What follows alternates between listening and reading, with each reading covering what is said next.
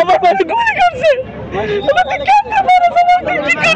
বাইকে এসে তাকে গুলি করেন, তার গুলিটা তার মাথার পিছন দিকে লাগে। হাদি ভাই আজকে নির্বাচনী প্রচারণা ছিল, সে পল্টন এবং ফকিরাপুলের মাঝামাঝি যে কালভার্ট রোড আছে সেই কালভার্ট রোড দিয়ে বাইকে করে আসছিলেন।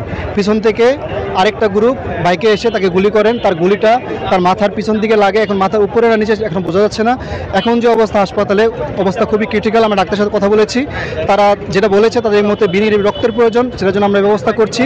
তাকে অস্ত্রোপচারের জন্য ভিতরে ঢোকানো হয়েছে, তার গুলিটা বের করার চেষ্টা করা হচ্ছে। তারপরে আমরা সার্বিক পরিস্থিতি বলতে পারবো অবস্থা আসলে কোন দিকে যাচ্ছে। উনি প্রতি জুমাবারে 9টা মসজিদে করেন, গতবারও করছেন, এবারও করছেন। আমরা হাইকোর্ট মসজিদে গেছিলাম, আমরা হাইকোর্ট মসজিদে যাই লিফলেট বিলায় আসছি ভাইয়ের নামে।